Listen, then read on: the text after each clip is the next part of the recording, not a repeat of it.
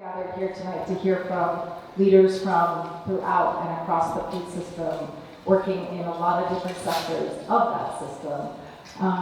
We're also here to continue the work of building supportive systems to help enable and advance the work that we all want to see happen and the goals that we're all working to bring to fruition, as well as to seed collaborations and connections around a shared vision built on a shared sense of community. So I just want to also acknowledge that we have an awesome lineup of people here tonight to share. Really grateful to everyone who said yes to the invitation to come and share a little bit more about what you're working on, with the hope that we can forge new and stronger connections with one another.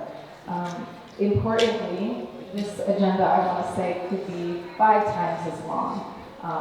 There's so many folks here tonight who I know I would love to hear your voice. I hope we get a chance to do that at future gatherings. There's also folks who aren't here tonight that their voices are really important to doing really central work in our food system. Some are here tonight, I think from Healthy Food for All, food justice projects. Others aren't here tonight. For instance, the Jane Minor Community Garden Project, Black Hands Universal. There's so many organizations. I almost hate to even name them because I don't want to leave anyone out. But we are so rich with human resources in this community, and so just acknowledging that feels really important. Sorry, I went a little fast here. So the food system plan that has been underway for the past 2+ years is here. And while that feels like a huge milestone, it's also, it's a living document, it's a living process, and we're continuing to learn about our food system, to understand what's needed, and to integrate that new information and the opportunities that are evolving. So tonight I'm just going to share a really brief overview with you because we have a lot of folks to hear from. But there's a lot in the plan, a lot of detail, and I just want to make sure folks know where you can find more about that. So it's on our website, tompkinsfoodfuture.org, the plan, along with other resources and reports that sort of led into the plan. So just a heads up about that. And just to say briefly, the food system plan is the result of a community-driven strategic planning process that really aimed to, with a sense of inclusivity, assess and identify opportunities to improve the way we grow, produce, market, sell, consume, and dispose of food.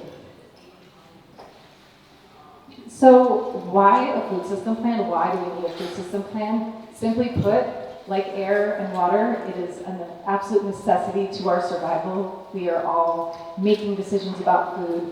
Decisions about food are made for us. And when we situate it within this intentional process, I think that we have a better chance of yielding better outcomes for the people in our community. And good plans with a little bit of accountability, some thoughtfulness behind it, and this community-driven process can really lead to better outcomes and help guide better decisions around something that, again, is just absolutely central, but often kind of operates a little bit in the background.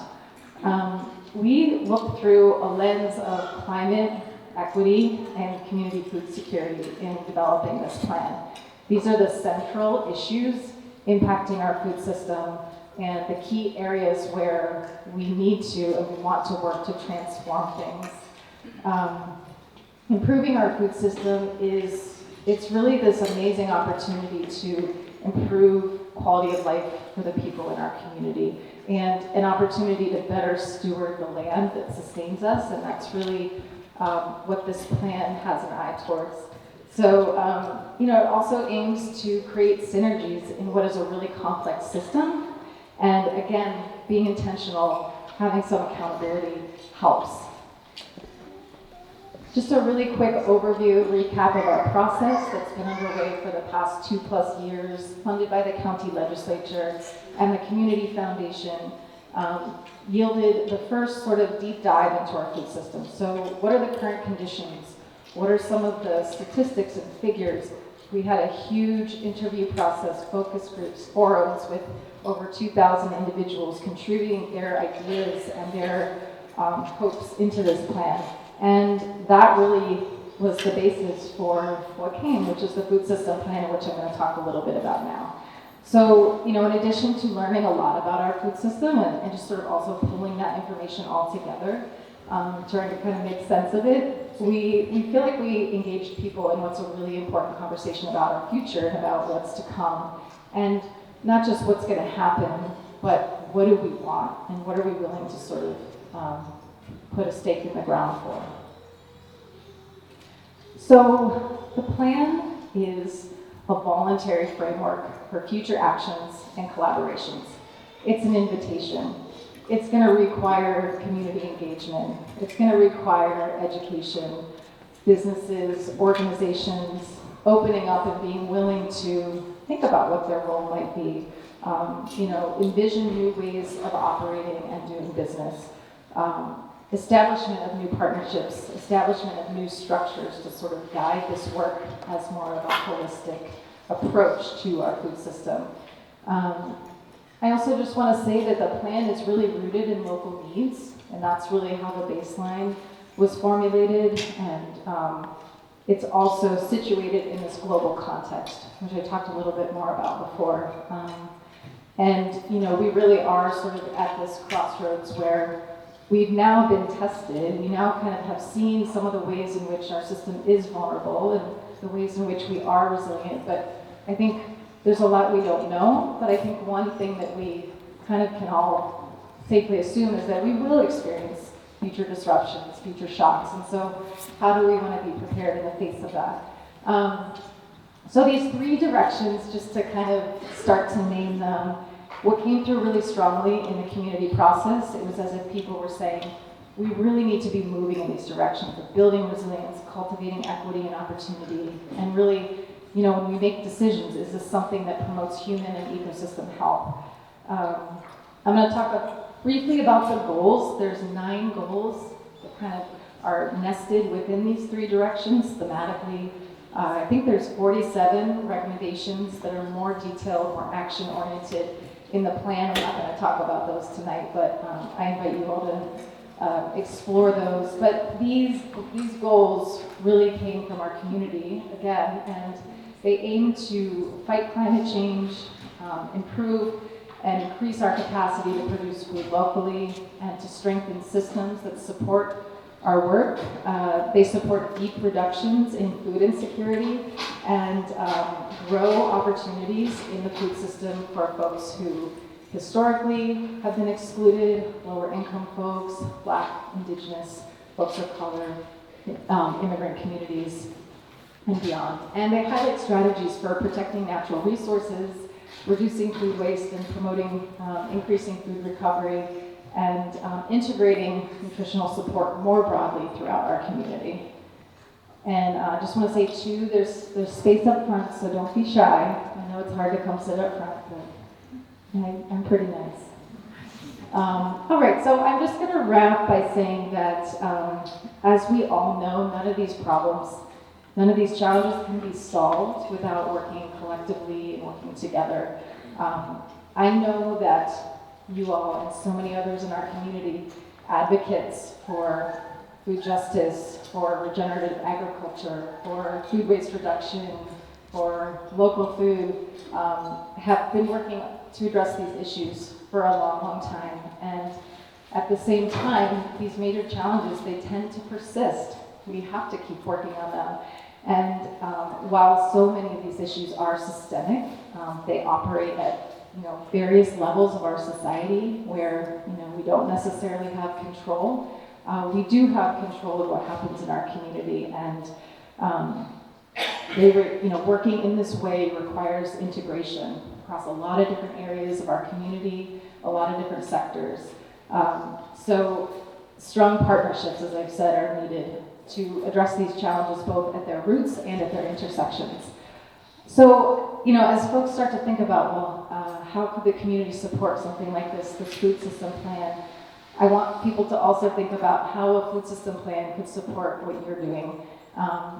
Everyone in Tompkins County, I've said this a lot and I'll just keep saying it, everyone in Tompkins County is a key stakeholder in the food system.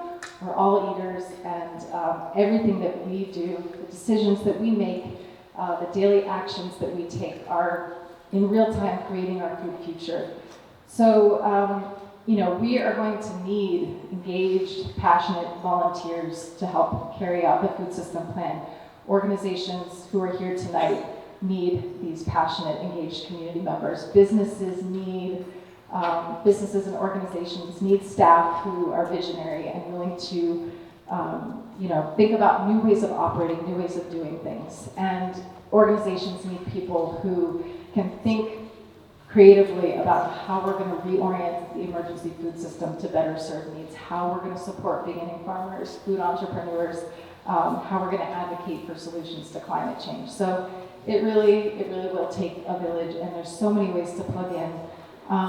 And just as far as some specifics, if you're asking yourself, like, how can I support this plan? A few places to start include getting to know the plan, staying up to date with the work, sharing the plan with folks in your networks, people who you think might be interested or maybe would never think about looking at a food system plan, but maybe might consider that. Look at the specific recommendations and look for areas of alignment with the work that you're doing, and consider, how might I be able to support advancing this initiative? Identifying the resources that you have. So is there, a bit of staff time in your organization that could be put towards a regular ongoing meeting or update with the food system plan? Are there, is there expertise that you can offer as an advisor or a volunteer? Is there something in the plan that could be integrated into an existing work plan? Asking for support. Help us understand how the food system planning process can help support what you're doing. Maybe that's, being a amplifier of resources, grant opportunities, getting access to that. Convening partners for peer-to-peer learning and networking and knowledge sharing. The sky's sort of the limit there. Organizing events, advocating on your behalf. And lastly, the collaboration piece, actively seeking collaboration, that is something that I know this community is so strong in, and so just sort of a call to continue building on that asset. In closing, I just want to thank you all so much again for being here, for your leadership, your work, your engagement. And I just want to, for my piece, leave you all with the notion of kind of seeding a new chapter where we do see ourselves as a little bit more of a collective, that we are actually rowing in the same direction and kind of under this big tent of the food system.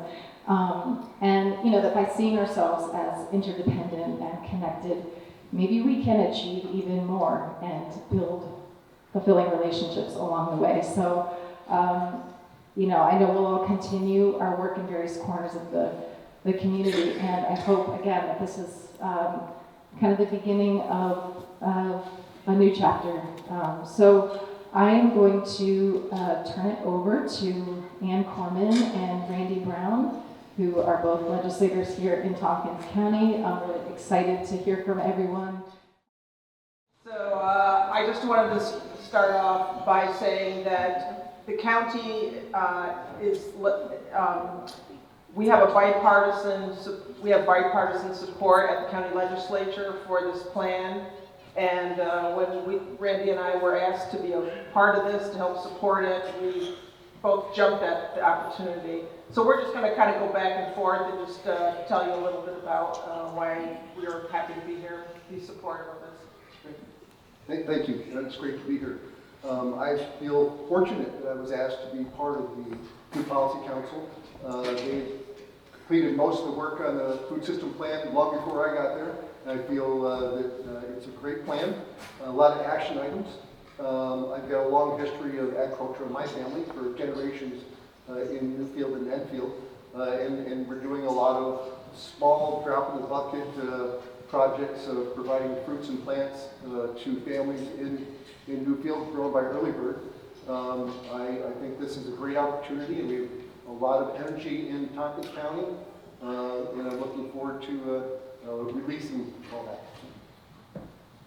Thank you. A couple more things I just wanted to say is that Randy and I are both on our Planning, Development, and Environmental Quality Committee, and this group came and gave us a couple of presentations and gave a presentation to the full legislature, and I believe it was unanimous that the county legislature voted in support of this, not just on the concept, but also for funding.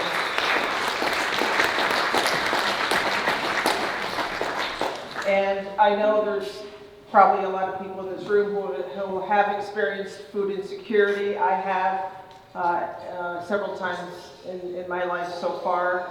And it's something that I think with COVID too, we learned to not take it for granted. And one of the first phone calls that I got when COVID really hit this area was, if people are stuck in their homes, how are we going to get the food? How are people going to survive? So that was the first question that was brought to people's minds. And also what I loved about it was that people were asking, how can we help? That was the first thing that people said.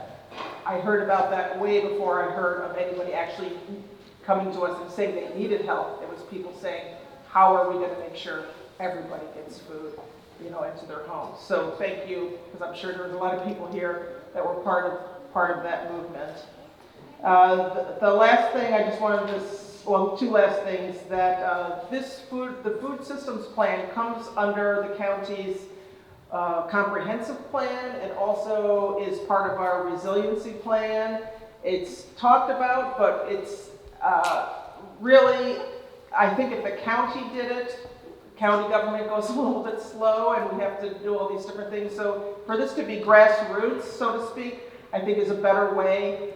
I see some county government employees smiling at me, so yes, so sometimes it's better for a separate organization and for it to be grassroots. So we're really happy to support that. The last thing I just wanted to say is, if folks haven't heard, we have at the county $6.5 million in community recovery grants that the application period is open right now. All kinds of different organizations can apply.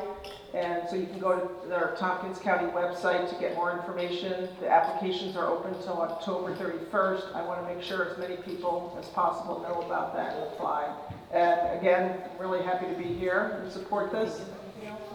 Yeah, I'd just like to add that the county is going to approve funding for the Food Policy Council to continue their work, and for Katie to lead that. I think Corridor Crop Extension is a very big, important part of this, and they're knee-deep with us on this program.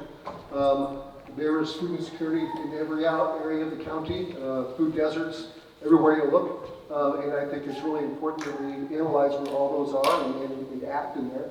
I'd love to see a lot more gardening done. In my town, I have acreage that is certified organic. I'll donate the land, and I'll help fund people to work it. And I'm not alone. There's many other people in all over the areas of the county, including the city, that are more than willing to participate in those types of things. So we just need people to jump on it and take advantage of the opportunities. Thank you.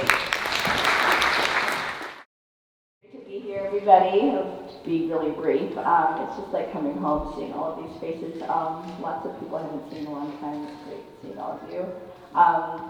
Quartering for the People is a project that focuses on diversifying land stewardship, and I am blessed to be sitting next to somebody who will be co-stewarding, co-owning a piece of land that we purchased in Danby. The bad news is that more and more land is being consolidated into fewer and fewer richer hands.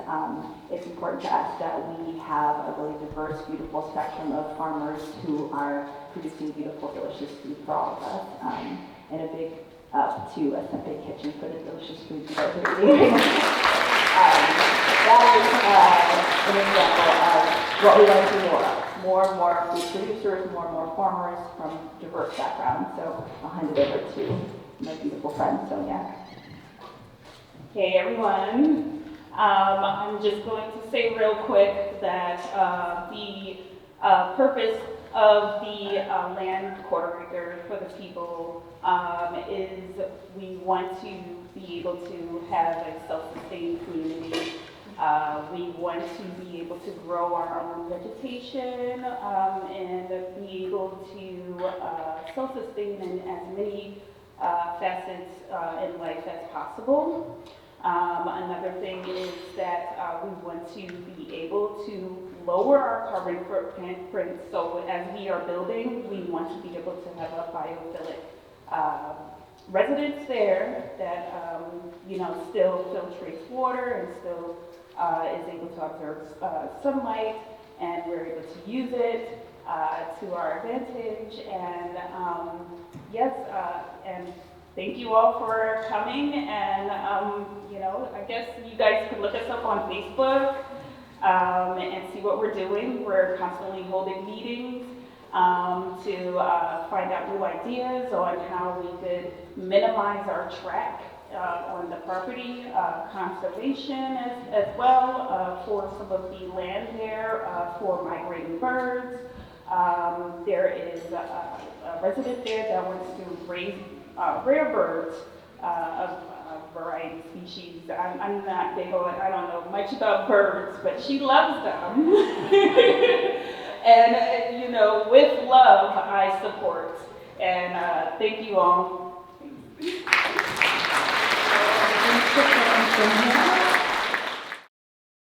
I work for the Cornell Small Farms program, and I also started Shelter Belt Farm in Brooktondale about 12 years ago.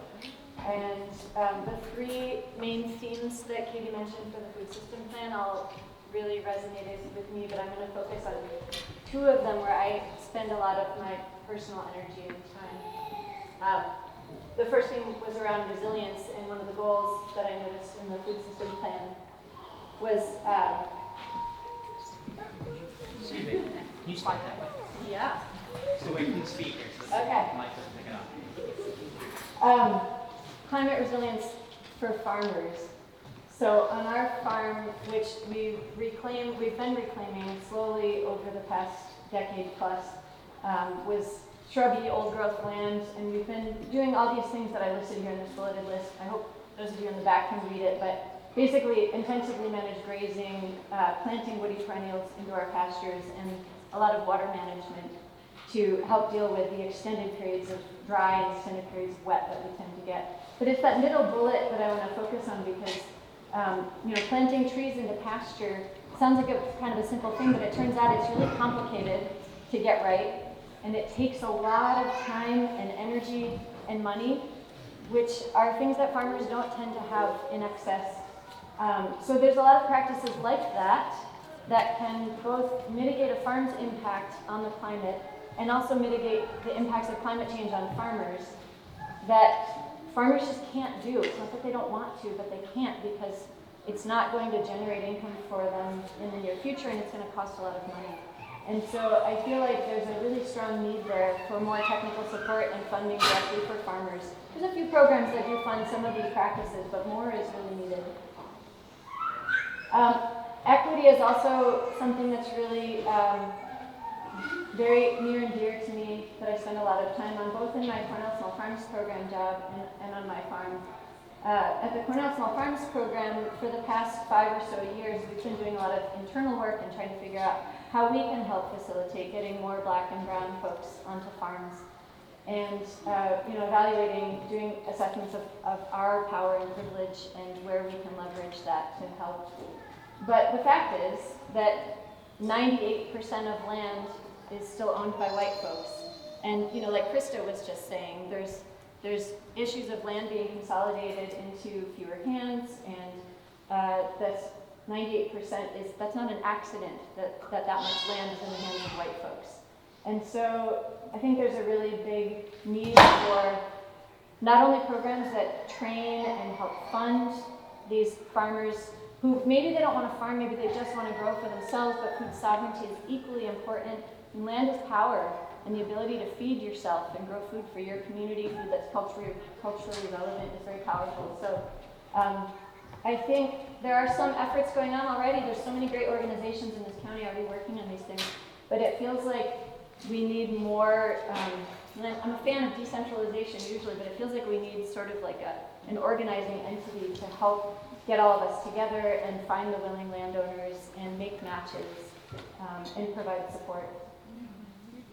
Oh, this slide didn't come out just right, so I don't know if you can see the words there. It says Community Agriculture Partnership.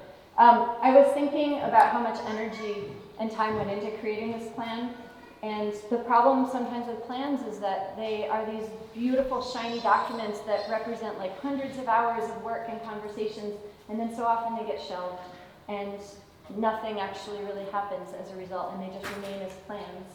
And so I deeply hope, I'm grateful to the folks from the county legislature who are here and anyone else representing the county.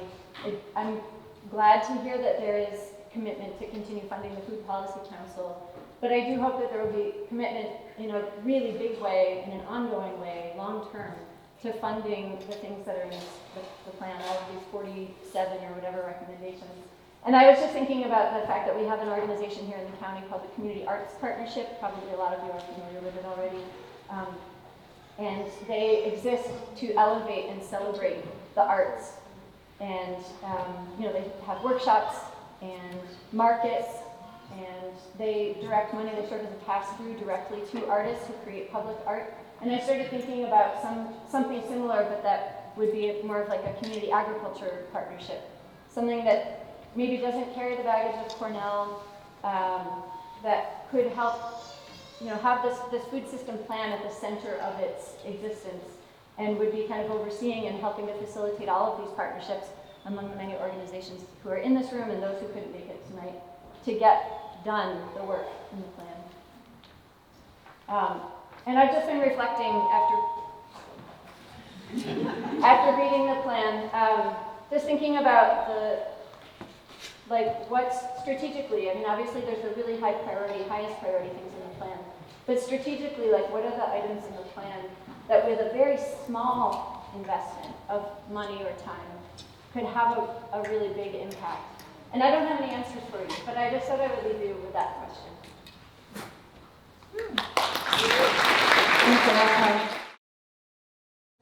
Service programs incentivize and reward farmers for the environmental benefits that they provide on their farms. So some of you may have heard of carbon markets. Those are programs focused generally on soil carbon, but farms in our county are providing a lot of other benefits. We know that they're improving flood and drought resiliency. They're providing carbon in above ground trees that are integrated into their systems, like Erica mentioned. And they're also reducing GHG emissions as well as improving erosion, or providing erosion mitigation. So we found out, or we were looking at, can we bring a payment for ecosystem service program to Tompkins County, or is there an existing program that our farmers can access? And basically we found that farmers in our county and region really can't access other programs, one being they're either geographically specific, or two, they don't have either acreage amounts that are required, or they have already adopted regenerative practices, and these markets generally exclude them from being a part of the program. So that brought us to our 2-year pilot, where we're working with 6 farms here in the region. We're focusing specifically on BIPOC and beginning farmers for the pilot, with the idea that if we can co-create a program that fits their needs and priorities first, we can eventually extend that program to the wider community. So we're working with our 6 farmers to create the program design for long term, as well as testing different methods to quantify environmental benefits on their farms. So one way that you can get involved with this program is we have a work team that meets monthly. They serve as our advisory committee to the program. So we have 2 subcommittees that you'll be able to join, one being the funding and policy subcommittee. That's looking at long-term funding, such as local, state, or federal avenues. The second subcommittee is the methods subcommittee, so they're really looking at how do we quantify these environmental benefits on our farm in a feasible way that we can include in a program going forward. And then our second volunteer opportunity or ways to engage is we're doing soil sampling on our 6 farms this fall. So if you're interested in soil health, want to get out on some farms, just want a little bit of a workout going out there with all the equipment, you can contact me or visit our website. All the information is generally there. So looking forward to connecting with you all afterwards. Thanks. I don't public speak very often. So I prepared some slides. I'm not going to really speak to them, but if you're not familiar, we're in our 13th growing season. We manage about 22 acres of land on Nelson Road in Ithaca, about 4 miles from downtown Ithaca. And we lease the land from the Ithaca Waldorf School. We have about 3 or 4 acres in annual and perennial crops and an office downtown.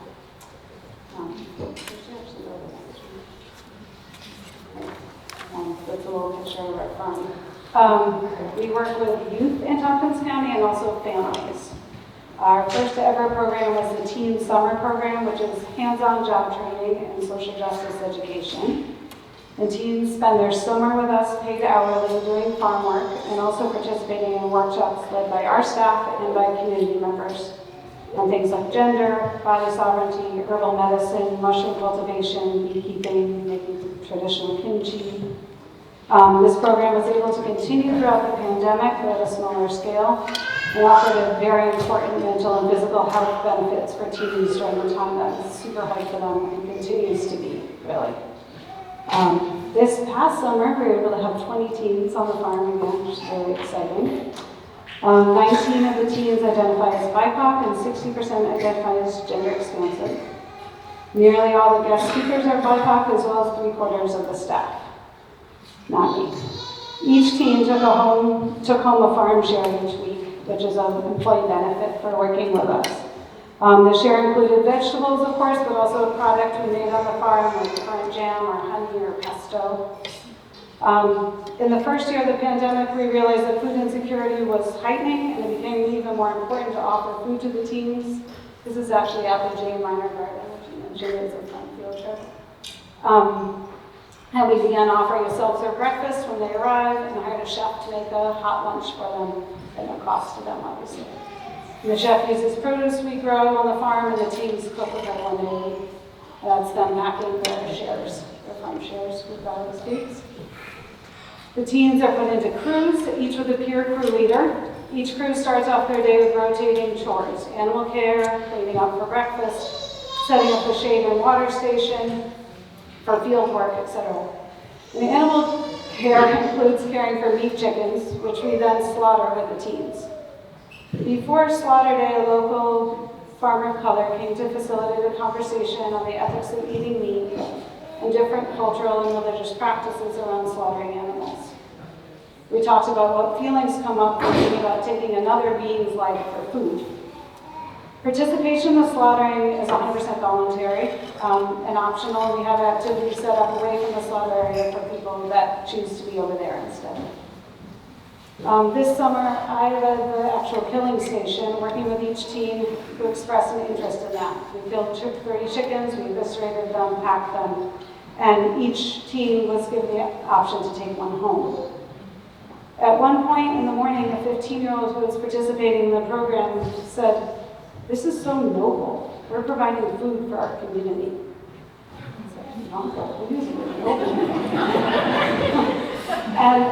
And our work is dedicated to food sovereignty. It's hard to spell. I have to do it all the time.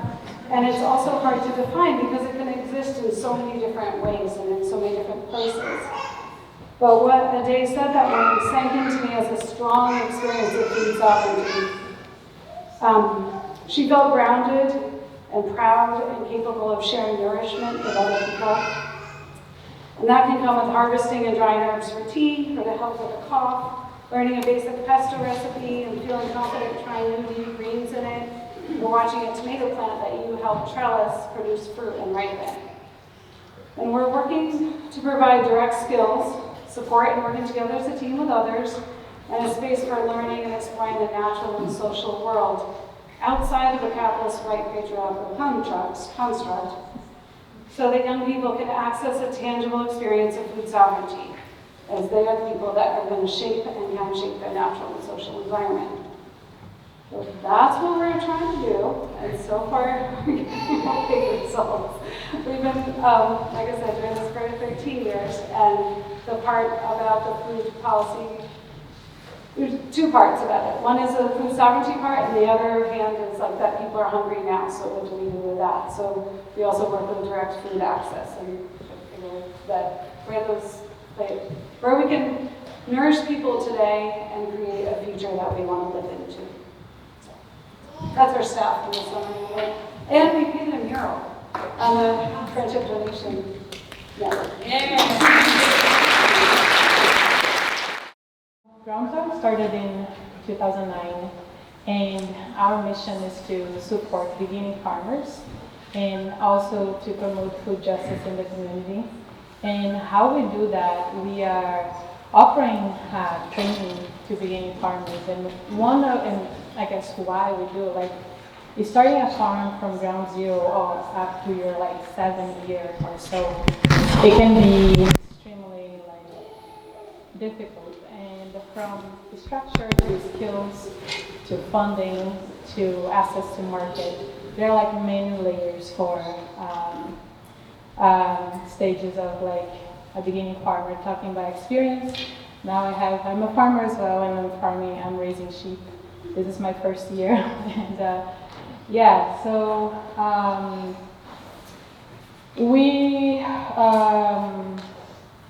other activities that we do, we are supporting the beginning farmers with education and through workshops and trainings, and we have two main, training options. One is the Incubator Farm Program, and the other one is the Farmer Training Program. The Incubator Farm Program, we offer a quarter acre for a new farmer to try skills from learning how to use a broad fork or a hoe and how to plant for the season, how to expand from a raised bed garden to actually high-scale farming. All the budget that goes into that, and how much you have to plant to produce much of a harvesting, and how you're going to access the market. So the farmer can have 3 to 5 years of growing season to learn that. And they also learn things like how to drive a BCS tractor, also tractors, different types of equipment maintenance, and business planning for farming. The farmer training program, we, going back to Incubator Farm Program, they can do it at their own pace. And the farmer training program is more structured with lessons and classes, and is more intensive. And we partner with five farms in the county, where the farmers are also the facilitators and teachers for the new farmers. And throughout the year, we offer workshops and seminars, like the Food for Justice webinars and seminars happen usually in the winter. And we discuss food sovereignty, and we discuss land access. And we also work with land access. We partner with American Farmland Trust and Land for Good, or now Cooperative Extension, in promoting the discussion about land assets, land dispossession, land sharing, and all the different ways, and how we can support landowners to facilitate the land to help the new farmers, and how to help the new farmers or aspiring farmers to have access to land. And things like a business plan or vision sharing, and also the legal lease consultation. Those are things that we can offer also. What else? Let me look at my notes here. We have also the farm business planning workshops, and we started doing a little bit also of food aggregation, product aggregation, collaborating. Last year we did a little bit with Headwaters, and Also helping and working with the food hub at Press Bay Alley, which is like helping beginning farmers to have access to the market. And just to give you an example, sometimes like we collaborate with Full Plate Farm and they ask us, can the incubator farmers produce 2,000 pounds of leeks? And then we said yes, but then when we go to talk to the farmers, they don't know how, like a roll bag, like of 100 feet, with 3 rows of leeks, how many pounds that's gonna take. So we have to go into all that planning and all that, it becomes a whole lesson plan, and how can, and all the processing, the transportation that you are working with, like new Americans, new farmers, that English is not their first language. So how you work with the whole market access to support that community. I guess I forgot to mention that 90% of the farmers that we work with at the incubator farm, they are new Americans from Burma. And yeah, so the land access conversation and support, we collaborate with Puerto Rico for the People also to do that service to the community. And also some of the food that is produced at the incubator farm through the farmer training program goes to Norma's weddings. Yeah, so we really try to foster collaboration with the community. From professional experience, personal experience, I believe that it takes a village. Our food system, we cannot be working separate and isolated. This is amazing that we are here together. We really need more and more of this collaboration and see how we can strengthen more our connections and the impact in the community. And thank you. I'm Grace Parker-Zielinski. I coordinate the Childhood Nutrition Collaborative at Cornell Cooperative Extension, Tompkins. And CNC is a group of community partners, many of whom are in this room, who come together across organizations and sectors with the shared goal of ending childhood and youth and really all food insecurity in our county. And so we started a needs assessment when I started about almost 2 years ago at Cooperative Extension because we knew that there was so much going on. Clearly, we see how much is going on, and we wanted to see where the opportunities were to collaborate more, coordinate more. And one of our key findings in that needs assessment was that we just have so many resources here that are massively underutilized. And there are lots of them, but I'm calling out SNAP, the Supplemental Nutrition Assistance Program, because it is our nation's largest barrier against food insecurity. A federal program used to be known as food stamps. And when it is underutilized, it just has such significant consequences for individual and community health and well-being. So I have up here an infographic that we put together around what some of those consequences are. I'm not going to go through all of them, but I will happily talk all day with anybody who wants to learn more about what it means for our community when we have these underutilized resources. So what we're seeing is our opportunities around this that we've already begun to act on, and we know there's a lot of more work to do. And they're all really interrelated to each other. So the first thing is to create more entry points to connect to resources. So our most robust programmatic response to this at this moment is a collaboration with Cuba Health Partners and many other stakeholders, including the health department.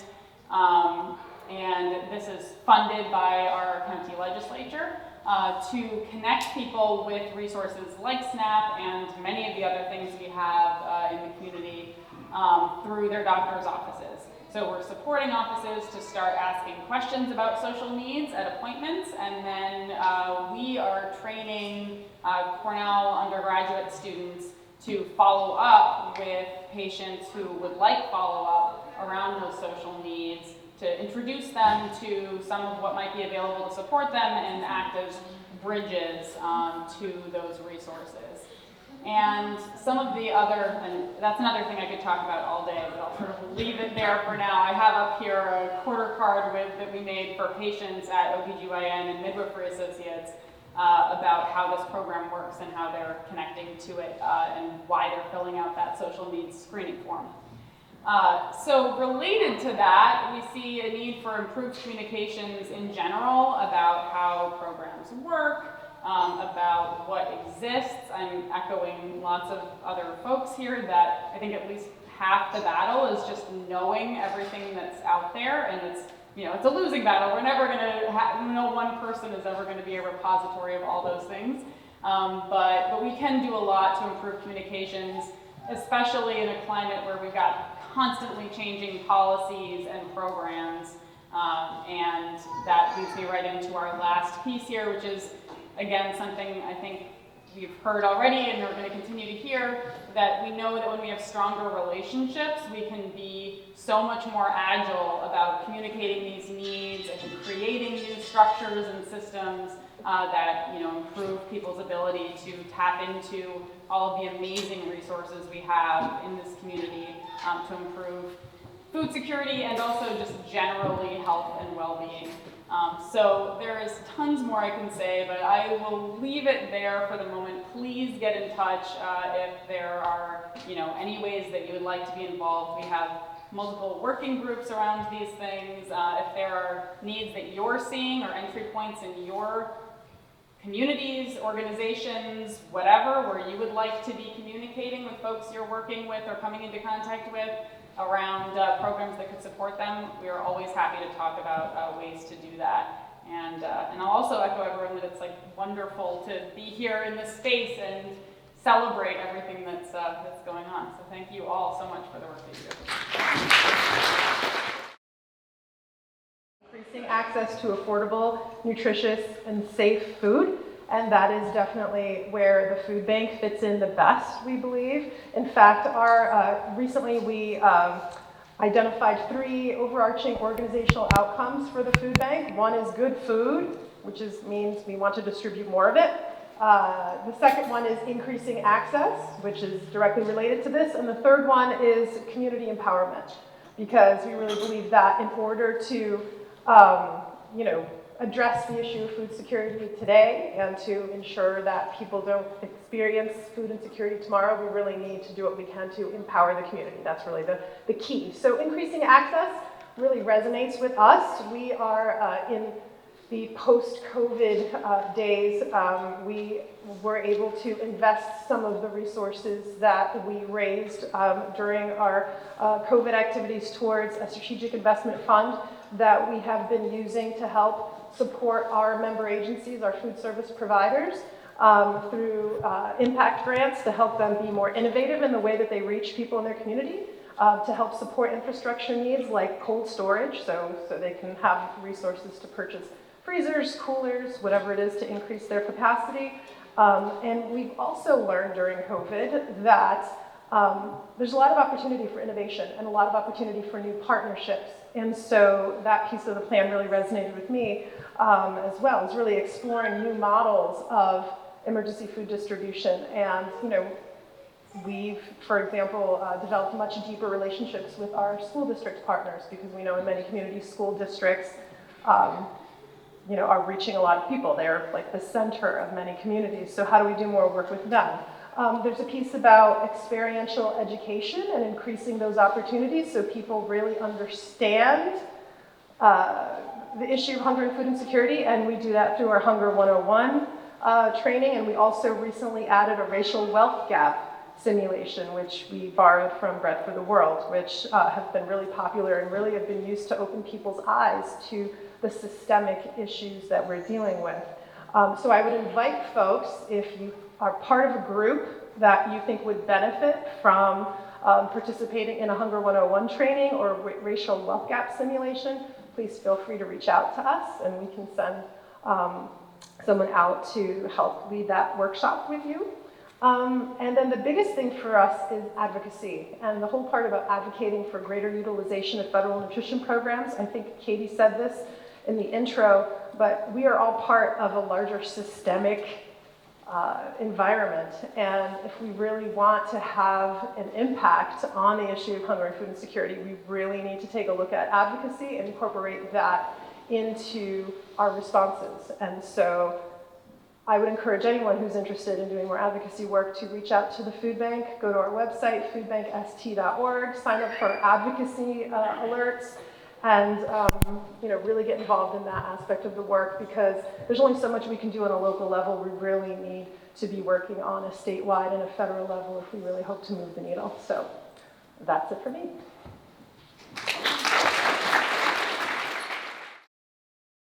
Don Barber, the chair of the Food Policy Council of Tompkins County. And we were formed in 2016 to advocate for a healthy, local, resilient, and equitable food system. Our funders are Tompkins County and the Community Foundation of Tompkins County, which provided the wind under our wings to help us and our contractor, Public Extension, who did yeoman's work to develop this much needed and critically important food system plan. This plan, this vision for the food future, was informed by over 2,000 residents. You told us, which was confirmed by other community food system plans, UN food system reports, and many books and articles, that our food system is vulnerable. It is not resilient. 90% of the food consumed in Tompkins County travels over 1,500 miles to our plate from globalized sources that are nearly daily impacted somewhere by extreme climate or geopolitical events. And these agribusinesses use farming practices that require huge amounts of fertilizer, herbicides, and pesticides rather than nurturing healthy soil. Our food system is not equitable. Locally, 7.4 million is needed annually to meet the needs of food insecure families. Supersized agribusiness controls the market, paying farmers too little to sustain themselves and buy a grocery store shelf space to stifle local entrepreneurs. And our food system is not healthy for either the environment or the people. How we eat is changing. Gathering, preparing, and eating food has become less of a family and community building activity. Instead, our grocery shelves are crammed with plastic wrapped, convenient food for folks on the go, whose overprocessing has removed key nutrients while adding sugars, fats, and salt to satisfy our taste buds, thus creating a health crisis of diabetes and heart disease in our country. And no wonder Tompkins County has an adult obesity rate of 24%. Our community's health and economic vibrancy are intended outcomes of the food system plan. The urgency to act collectively is palatable. You can see it right here in this room by all of you that attended tonight. Our food system plan articulates a food future vision of a resilient, equitable, and healthy food system where many of these vulnerabilities are mitigated by a robust local food production and processing systems with expanded opportunities for previously excluded residents. We have studied what other community food system plans have done and the ones that became dynamic user guides and have maintained active community support and awareness. And to that end, the Food Policy Council is introducing tonight the Community Food System Pledge. We hope you will sign on in building a community that, building a community and a culture. Eventually, we hope to get almost everyone in Tompkins County to sign this pledge. This slide shows the pledge, and you can find it on the table. It's been taped to your table so it wouldn't blow away. And on that pledge, by signing at the pledge, you will be supporting the 3 directions of the food system plan: resiliency, equity, and healthy food system, and the 9 goals. You can find the pledge by using the QRL that's on that sheet, and or you can go to our website at Tompkins Food Future, or you can fill out the form that's on your table. There is one there, and we'll pick them up after the event tonight. So we hope you will urge all of your friends and listservs and networks and social media to be aware of the pledge and to sign it. So now we have scheduled a short intermission bio break. It's a perfect time for you to scan the QR and to sign the pledge. And when you do that, you'll notice on page 2 as an opportunity to share your ideas for supporting the food system plan. We hope to collect those ideas and share them with the community to build a culture and a movement that values local, healthy food. And soon we will be connecting with businesses in our community to ask their support for the food system as well. And if you think being on the food system plan, Food Policy Council is fun, you're right. And if you want to join us, you can, connecting with Katie or going to our Tompkins Food Future site. So thank you so much, and we have a 10-minute bio break, which means we'll gather again at 6:30. Thank you.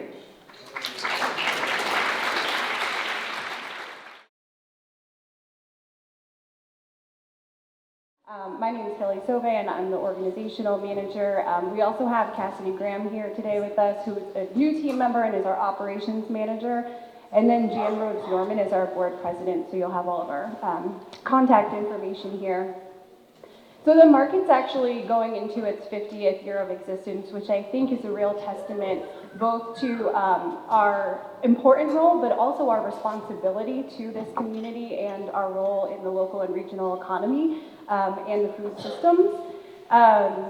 All of our vendors, we have over 160 vendors. Probably most of you know that they live and produce within 30 miles of the pavilion. And this is a very unique market. It's very difficult to compare what we do to really anything else in the country because we're also a member-owned cooperative. And we've experienced a lot of opportunities for growth, a lot of opportunities for change. Most recently, the COVID-19 pandemic obviously impacted the way that we had to operate, and we were very lucky that we were deemed an essential business and we had no interruption in service to the community. And while grocery stores were seeing distribution shortages, we actually watched the consumer-producer relationship strengthen. Folks were really excited about the shorter supply chain.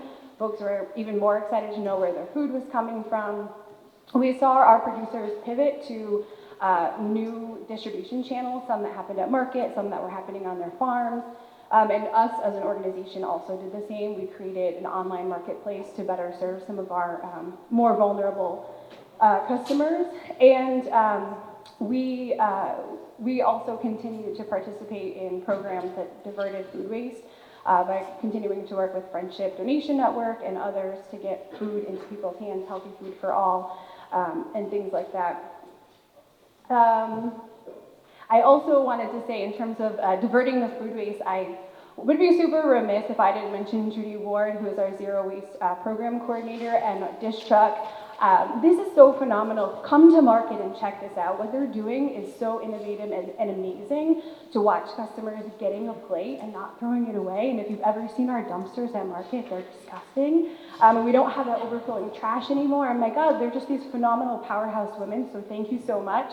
And thank you to the Park Foundation for underwriting this program. I love you too.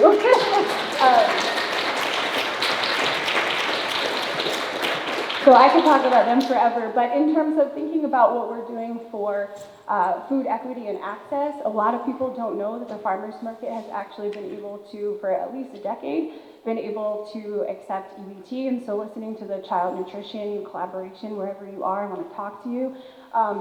People just don't know that they can come use their SNAP card. They can come also leverage the Fresh Connect check program. So it's incentivizing them to come shop at the market, and you get an extra $2 for every $5 you take off your card. So if you're a family of 4 spending $200 a week, if you come shop at the market, that turns into $280. Our usage, our participation in our nutrition incentive programs has jumped 300% since 2019. We attribute some of that to the PEBT money that came out, but we know we can do more. We know people still aren't leveraging it. People still don't know. And so we're interested in partnering with organizations that can help us get the word out. I think we're also interested in being part of systems levels conversations about how we can streamline the process for our vendors and our customers to get enrolled in these programs.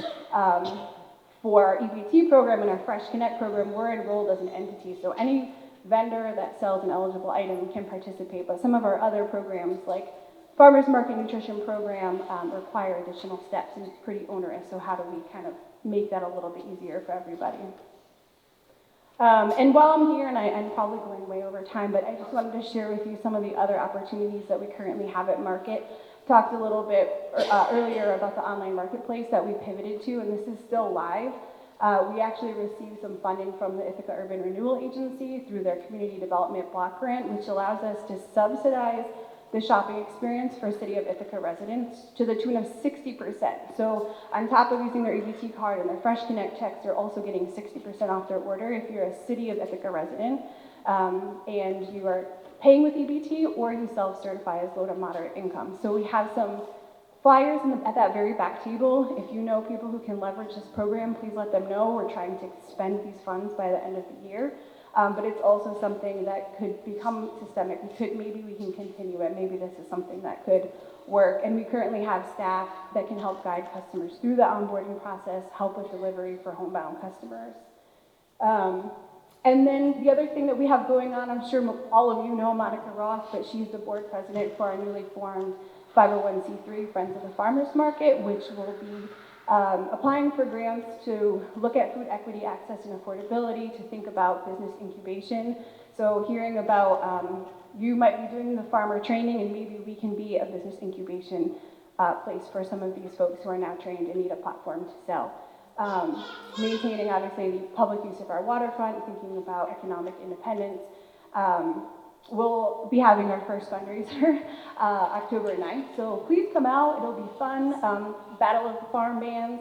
And it'll just be a good opportunity if you want to come out, continue the conversation, listen to music.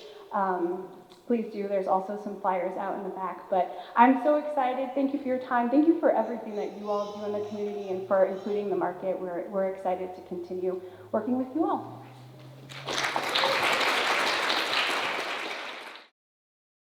So we are a statewide program. We have 8 coordinators across the state, and I'm based here in central New York, of which I know here in Tompkins we get put in all sorts of categories, but here is central New York, not southern tier or otherwise. And so why do we take a regional procurement approach to farm to school? So schools are already buying through regional purchasing sheds, be that distributors, food hubs, through their BOCES, and they're also not a high-paying market, and so aggregating demand on the school side is beneficial for our local growers and producers. In addition, schools have a number of sort of bureaucratic and legal procedures that they must go through in order to procure their food, and so it's beneficial to know the ins and outs of those and be able to look across a regional scale. And so in my role, I'm able to work on increasing the volume and variety of New York food products purchased by institutional markets. So we know here in Tompkins County, there's a lot of local food being purchased by schools and schools already, and so how can that be increased in both quantity and also variety? And what does that look like? It looks like providing boots on the ground support to supply chain partners. So those are growers, those are food hubs, like you'll hear from next, those are schools, and also providing them resources, training, technical assistance to those partners. As well as strengthening the campus to community connection around identifying opportunities for farm to school research. So that is just a short snippet of the work, really building off of what's already happening and building off of what's in the plan around farm to institution, increasing local procurement and building resilience. So please connect with me if this intersects with your work. Thank you.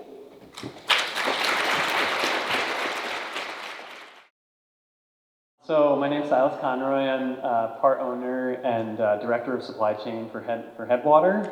It's a food hub. Our main warehouse is just east of Rochester, New York, and we have one in Romulus, New York as well. But I live here in Ithaca. If you're ever driving up to Trumansburg and you go by the defunct gas station and a couple houses down see like some Amish sheds. I'm like in there coordinating supply chains across New York State. That shed, my office shed my wife built during the pandemic to keep my long-winded conversations from waking up the kids. So Headwater is certified B Corp, and we, like I said, we're a food hub and supply chain coordination business. We work with about 200 farmers and producers across New York State, covering most of the regions, and most of the food that is grown and processed in New York. We buy and sell it.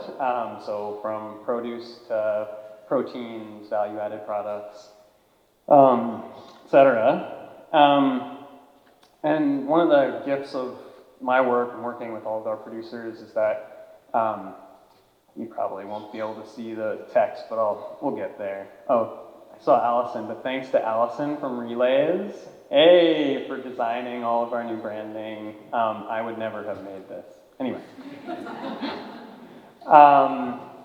So yeah, one of the gifts of my work is to work with a really wide range of farms, from new and beginning farms, less than 5 acres, all the way up to 7th generation growers, growing thousands of acres. And that's a big part of our model is sort of kind of blending all of those things together, all of those different values and sources together in something that works for everybody. So we've done a lot of product development and supply chain innovation, but essentially most of our work at this point is moving food from all of those producers to institutions, so K-12 schools, as I just mentioned, colleges and universities, and in most recently, food banks and food pantries all across the state, from Buffalo into the 5 boroughs and here in Tompkins County. I think a couple things I think that I heard over the last presentations that just kind of struck me. One of them is like the concept of good food, and we've talked a lot at Headwater about what is good food. And I just wanted to take this moment to kind of think about that. When I first got into food in Tompkins County, I moved here in 2009 and worked at Stick and Stone Farm and started my business, which maybe some of you remember, the Crooked Carrot, which was a kind of local kimchi sauerkraut operation. And I really had kind of more of a producer orientation, kind of sort of producer access, certified organic, what we now call regenerative. But it was really like people in this community that kind of helped me see our food system more holistically. And so it feels a bit of time warpy. I know I'm kind of like getting a little sentimental, but just thinking about 9 or 10 years ago, I think the seeds of the Food Policy Council were sort of formed, Green Star Community Projects. Shout out to Dan Hoffman, Joanna Green, Rafael Ponte, Bobby Smith, a bunch of people that really influenced the way that I think and challenged me. So anyway, just wanted to put that out there, that I've kind of grown up in this community, and my perspective has grown up in this community. At risk of being too long-winded, I'll keep rolling, but I think a lot of what we're trying to do is sort of at Headwater is sort of bridge this gap between producers and consumers, and what's kind of felt brutal in the past, brutal and enlightening maybe in the past 12 years of kind of entrepreneurship, social entrepreneurship in this space is, it sort of felt like, and some of you that know me are going to laugh because it's like thing that I always say, but it sort of felt like this, some of you may know this contracting adage, which is like, you can have it done fast, cheap, or built well, and pick two. And in this kind of social entrepreneurship space in food, it sometimes felt like, you can sort of like help new and beginning farmers, small farmers, marginalized farmers access the market and become viable. You can help consumers access better quality food, or you can sustain yourself as a business, pick two. and sometimes I've only picked one and wanted to pick all three. But I think what we're trying to do at Headwater, and I know many of us in this room, is sort of like, how can we really get all three? And it does take this sort of portfolio approach to many strategies all coming together. So we are one, but we need all of the strategies. And one of the things that I did want to mention to wrap up that I see is policy as just one of the key drivers of change. And it's not, maybe it's not expected coming from like the entrepreneur guy to say that, but over the last 12 years, that that's been one of the biggest drivers of change in our space. And I think we as entrepreneurs are really great at innovating and solving problems, but policy is what kind of changes the cultural and economic landscape in which we operate. And just a couple of examples of that for us. I think K through 12 is a big example. When I first started trying to build farm to school programs before the 30% statewide 30% initiative, it was really tough. I think the expression is pushing a rope. I don't know if anyone knows that one, but very difficult. And they're just a very constrained group of buyers. Limited resources, limited space, limited staff. But since that initiative, that pull has really changed and driven some innovation. And now we work with about 100 school districts across New York State, including many schools in Tompkins County. The other example is very present, is during the pandemic, New York State passed Nourish New York, and some of you may be familiar with this, but essentially granted money to food banks throughout the state to purchase from New York, and that has driven so much innovation, both on the product development side, and as Natasha mentioned, just kind of reimagining relationships. I think for us, here thinking about Tompkins County, the farms we source from here, the farms that many of you probably know, Stick and Stone, the Main Street Farms, Bobcat in the background there, shout out. Others, that we've been able to source food for food banks all over the state. Farmer Ground Flour, who many of you know, we were actually able to work with the Food Bank of New York City to move about 300,000 pounds of locally grown, some would say like closest to regeneratively grown organic wheat in the Northeast into New York City. And those things feel like huge wins. It feels like maybe we can have all three. So anyway, I apologize. I get a little bit long-winded, but I think just kind of wanted to end on that note, and that the policy starting really at every level, but all the way starting at this sort of county level, all the way up to state and federal level, like this is what drives change. And really happy and grateful to be a part of it here in Tompkins County.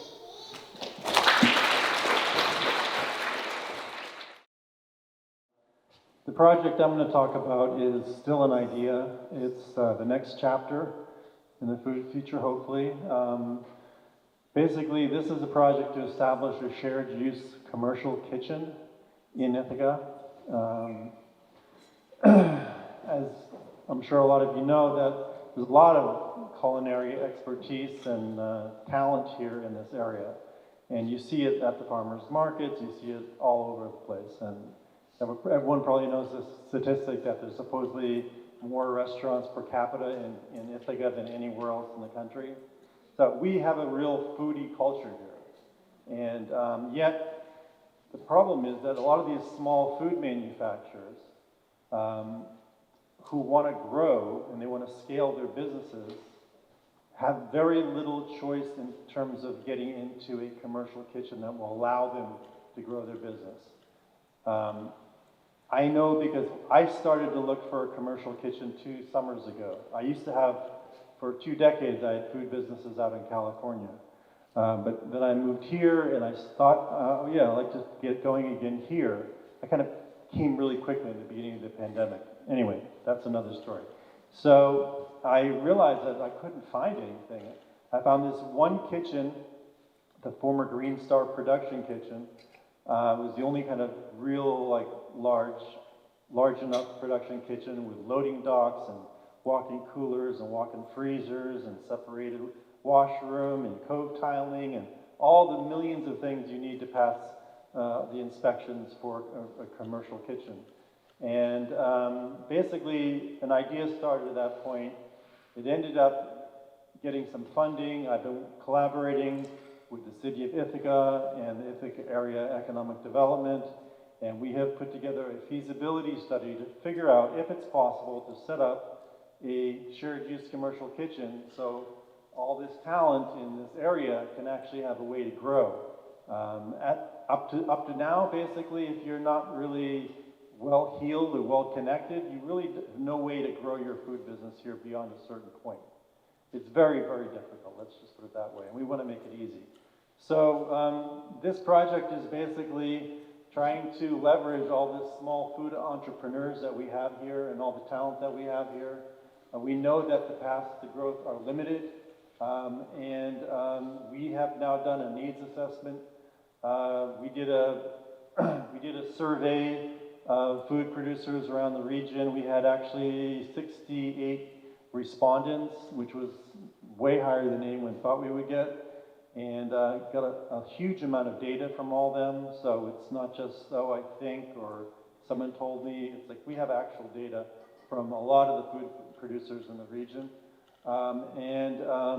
We have actually found this spot, this Green Star production kitchen, the former one, which is perfect. It's a perfect setup to do a shared use commercial kitchen.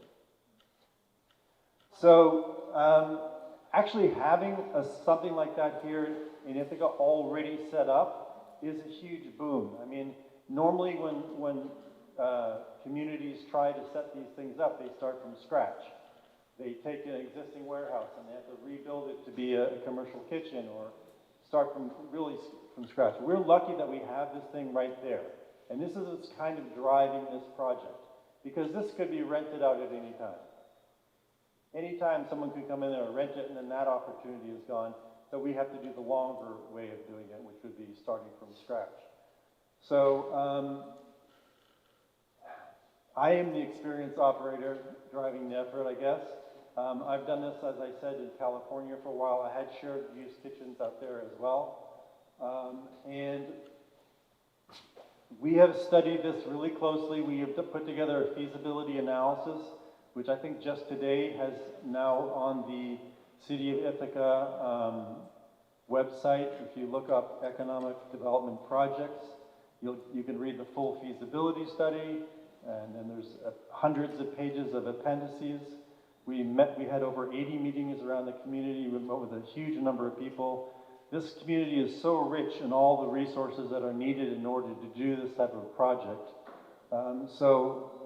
The goals are to provide a full-on commercial kitchen with suites, so you can have multiple food companies working at any one time.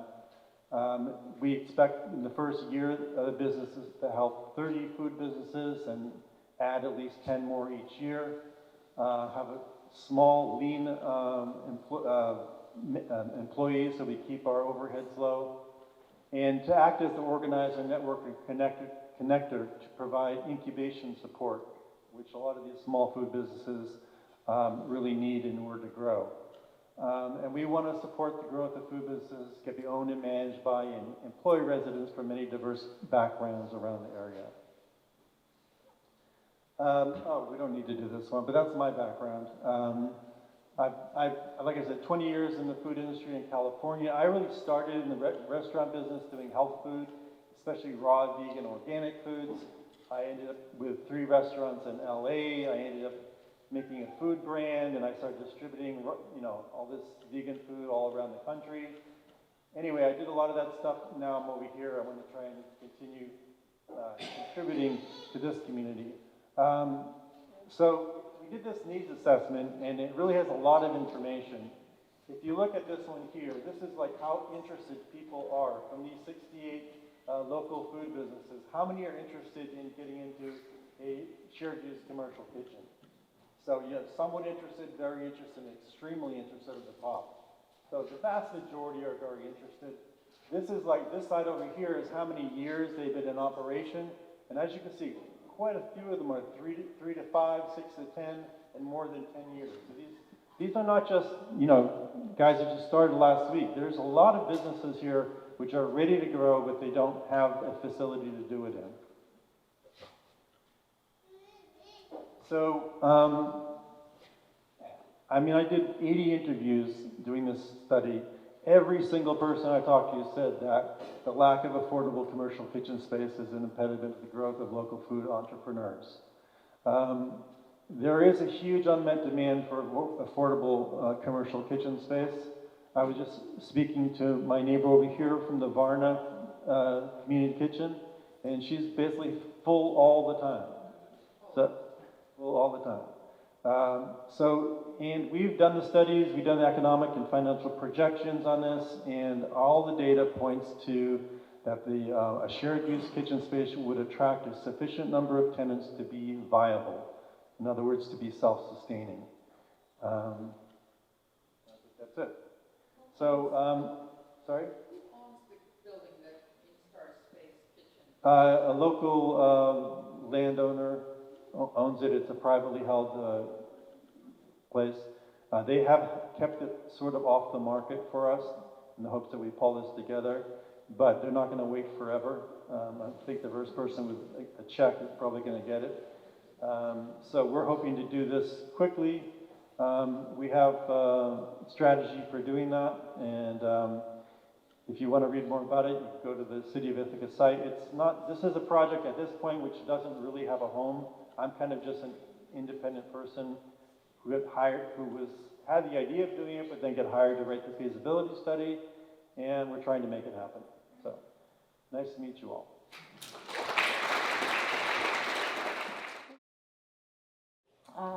I'm Megan, I'm the coordinator with Friendship Donations Network. Friendship Donations Network is a food rescue organization that's been operating since 1988. And we as a community can be proud that we have been rescuing and redistributing food every single day for almost 35 years. FDN recovers surplus food from dozens of donors, including stores, farms, colleges, other food-related businesses, and individuals, averaging 1,500 pounds of food every single day.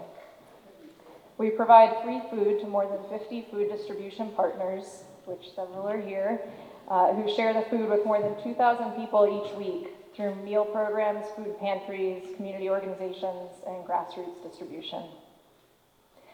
I can't speak about FDN without emphasizing the people who make up the network that is Friendship Donations. This organization exists because of dedicated volunteers and partners throughout Tompkins County and in many neighboring communities outside of Tompkins. 7 days a week, every day of the year, this volunteer-driven network of people is picking up and delivering food that would otherwise be wasted simply and efficiently. We operate rooted in trust and the honor system. We recognize that relationships are at the center of everything we do. I think of the role of FDN as supporting the efforts that people are able to make to share the abundance of fresh food that we are surrounded by, simply and equitably, with as few barriers and as little bureaucracy as possible. So that all sounds really great. And indeed, food rescue is largely seen as a common sense solution that's a win-win for everyone. Food in landfills is a leading contributor to the climate crisis, and it's unthinkable knowing that too many people don't have access to food. So why is perfectly good food still being wasted? I'll briefly share 2 reasons, as well as what can be done and how it relates to the food system plan. The first one is easy, and everyone can play a role. We need to be informed. On an individual level, we can trust our senses to determine if food is still good to eat, rather than simply trusting date labels and throwing food away because of a date which does not indicate food safety. And there is legislation in Congress right now aimed at simplifying and standardizing date labels on food. Wherever you buy food, you can ask the store, farm, or business, what do they do with the food that they can't sell? Ask if they know about their local food rescue organization and the easy options for donating food. even fresh food that needs to be enjoyed right away. And one of the reasons that FDN is able to rescue so much fresh food is that we have super quick turnover. So most of the food donations we receive are distributed immediately. The second challenge, or reason why good food is wasted, is the resistance that comes with corporate culture, putting profit and business over environment and humanity. Even when they know about options for donating food, some businesses and institutions refuse to donate their unsaleable food, citing fear of liability or concern about food safety. This is despite the fact that federal law has been in place since 1996, the Good Samaritan Food Donations Act, which protects food donors from liability. And locally, in spite of decades of successful food recovery partnerships that set the precedent for a win-win solution. Hopefully, we're on track for this to change with the implementation of the New York State food donation and food scrap recycling law, but it won't solve everything. Our new food system plan cites food waste reduction and recovery in goal number 8. Since we as a community have identified these priorities, Tompkins County has an opportunity to set expectations for the businesses and institutions operating locally that they must take responsibility for reducing food waste at the source. That's the first step in the EPA's food recovery hierarchy, source reduction. Then comes feed hungry people. Food donation is an excellent option as a last stop when surplus cannot be avoided, but food rescues and hunger relief organizations shouldn't bear the burden of handling surplus as a result of a profit-driven system. In my last remaining seconds, I want to share 2 hopes or visions for the future. The first is a community where people earn a livable wage and have access to choose what they eat in a dignified and sustainable way. And the second, which I wrote before I had the opportunity to meet Rod, but now we're one step closer, is a community kitchen so that surplus food can be processed and preserved, and even more of the rescued food donations can be enjoyed. Thank you so much. Thanks, Megan. So, isn't it ironic and very sad that in our community we have so many people who aren't getting good, nutritious food, yet we know at least 20% of edible food gets wasted. Sounds simple, but it's so awful. And I will tell you that the reason I became involved with the Food Policy Council, apart from my work, is that my parents were Holocaust survivors. And they weighed about 55 pounds each when they escaped from their concentration camps. And I learned about food deprivation, and it stuck with me. But let me just share a couple quick things. I'm not getting into the detail. What we have as a goal is to provide widespread opportunities for our community to participate in reducing food waste and in recovering through our composting initiatives that are pretty broad. And first off, of course, we can't forget about the wonderful work that CCE has been doing with its Compost Education On-Site program and the Master Composters. That has been a partnership we've had in funding that for over 35 years. Obviously, Adam Michael Lewis puts his heart and soul into the program, and every year more and more people are being trained and more people are doing home composting. So that is really fabulous. We're working with Cooperative Extension with my staff on broadening the reach of community composting. And what that's going to be is planning and figuring out how to include more neighborhood locations for small-scale grassroots composting on site. Third, and very important, is we're going to be expanding our reach with food waste prevention. In other words, what don't you need to buy so that you generate the potential for waste with with waste reduction, I'm happy to say that one of our new people, who actually worked with us before, is going to be focusing on food waste prevention as well as reuse, working with Friendship Donation and other community members. We are going to also broaden our education programs, and we're going to use existing tools. Food is too good to waste is the EPA's tool. NRDC, the National Resource Defense Council, has Save the Food, and there's some other applications. Next, we're going to add more drop spots for what really needs to be composted as opposed to what might not need to go in there. Edible food is a whole opportunity not to compost. But you know, there's certainly inedibles, and there's some things that unfortunately have to go in the compost bin. And we're going to be reaching out and broadening the 16 to many more.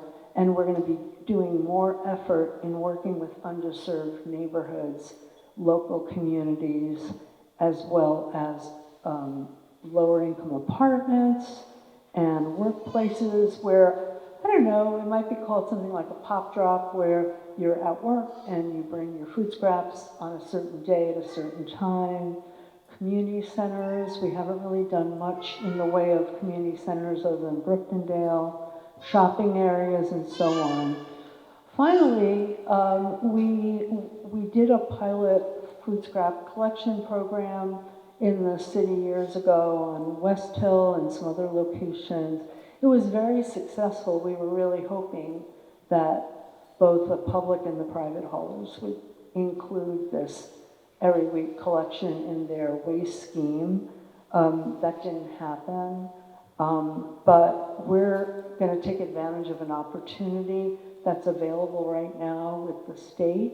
And we're applying for a grant shortly to look at, again, underserved or what's called environmental justice communities. We're going to focus this one on in the city, and we're going to come up with a small collection program. But what I think will be really good is to add a food prevention program. We did do some really good work with Cooperative Extension on the food prep and how to minimize what needs to be put in a compost bin. So we're going to be laying all these things out in broader detail in our next 10-year solid waste diversion plan in the winter. And for right now, we have hopes and dreams, but we also really want to hear from our community. And I will still be involved, along with another staff person, with the Food Policy Council. And thanks so much for including our organization in these discussions.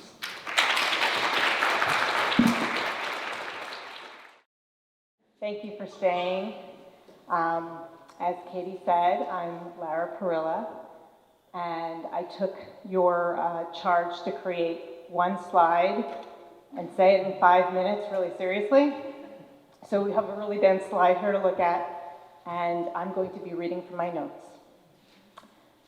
For the past 3 years, I've served as the Community and Academic Partnership Manager for 3 organizations: Cuga Health Partners, Cornell's Master of Public Health Program, and the Cornell Center for Health Equity. These organizations came together to create the shared position, my position, that aims to identify community health priorities that can be addressed through structured partnerships between the health system, Cornell, and the myriad of community-based organizations in our region that respond to and mitigate the social and structural determinants of health that result in health inequities. I've spent a good part of the last 3 years piloting different partnership activities, including with food system stakeholders, to figure out what we can do better together to improve population health and advance health equity. Through these pilot projects, and in reviewing the literature on this topic, I came across a framework that I've adapted to describe the kinds of activities that health systems can and should adopt to improve population health and advance health equity at the individual and community level, namely through integrating social care into healthcare, which you heard Grace talk about tonight, and also engaging with community partners like you. Some of these activities, tonight I'm going to briefly introduce this framework and then also use examples of activities, some of which are in motion and some are aspirational, that potentially align with our county's food system plan. And that's specifically Goal 9.3, integrate broad nutritional support for a healthier population via partnerships with health systems. So starting with the top row, adjustment and assistance activities focus on improving care delivery to individual patients, also known as equitable and person-centered care. And that's using information about their unmet social needs and their protective factors. Adjustment means that healthcare providers can modify their care to accommodate patients' unique needs or barriers to care. When a clinician knows that a patient with high blood pressure is food insecure and does not have a working kitchen, they can work with them to make a list of healthful foods that are acceptable, low cost, and ready to eat. For some clinicians, adjustment is second in nature. For others, it takes training and practice, which we have plans to develop. Assistance means that healthcare providers can connect patients to community resources. When clinicians know about local food resources and have the ability to create referrals to those resources, they're more likely to assist their patients with accessing healthy food. Locally, I think we're making a lot of progress in this category, with a growing number of healthcare providers writing prescriptions for local produce and nutrition education. And also there are 3 pilot projects, one of which you heard about tonight, the resource navigators, and there's also community health advocates and community health workers. Moving to the bottom row, alignment and advocacy are activities that relate to roles that the healthcare sector can play in influencing and investing in social care resources at the individual level. Alignment means that health systems can invest in community resources for the well-being of their patients. Investments can be financial or they can be in kind. Over the last 5 years, Cayuga Health and Cornell's Master of Public Health program have dedicated faculty, staff, and student resources to support grant writing, participant recruitment, and evaluation of Tompkins' produce prescription program. And we're just getting started with a project with FoodNet Meals on Wheels to reach out to newly discharged patients from the hospital who might be eligible for home-delivered meals and might benefit from them. This evening, I've been listening for other ways that Cayuga Health and Cornell can align with local efforts to improve access to healthy food. Advocacy means that health systems can promote policies that create or improve community resources or social conditions. I look forward to working with the Food Policy Council and all of you to identify ways our local health system can promote the recommended policy changes for a more resilient and equitable food system. Lastly, I want to point out that awareness is at the center of this framework. That's because all of the activities I've described should be informed by efforts that increase awareness of individual or community level risks and assets relevant to the Tompkins County residents. This evening you heard about one of our local pilots to screen for unmet social needs in healthcare settings and to use that aggregated information in real time to collectively respond to those needs at the community level. And this is just the beginning. Please feel free to reach out to me if you'd like to talk more about any of the ideas I shared tonight, and or provide input on the way that you think the health system can align with and advocate for local efforts to create a more equitable and resilient food system in Tompkins County. My last name has 2 R's, lperilla@cayugamed.org, if you want to get in touch with me. Thank you. open up the rest of the time, I'm going to cede my closing remarks and invite one more food system leader, Ana Ortiz with No Mas Lágrimas, to share a few words. And you can close us out, Ana. And thanks again. And I hope folks get to connect, have the conversations that you're hoping to have tonight. There's so much more that could be said here, and I hope that we can be together again and continue these conversations and really come together in this system, which, for the first time in a while, like really seeing it here tonight, just made real and alive by all of you, is a really beautiful thing. So thanks again, and I'll turn it over to Ana.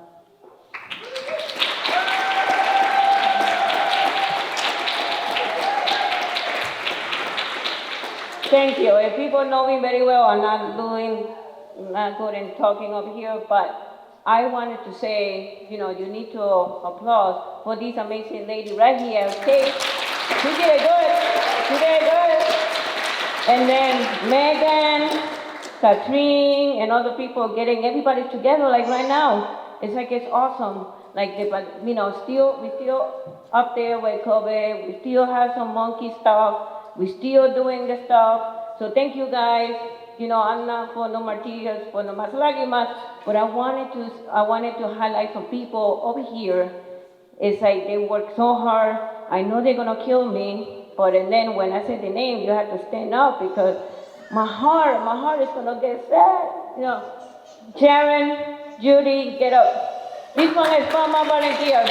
Can everybody say thank you for them?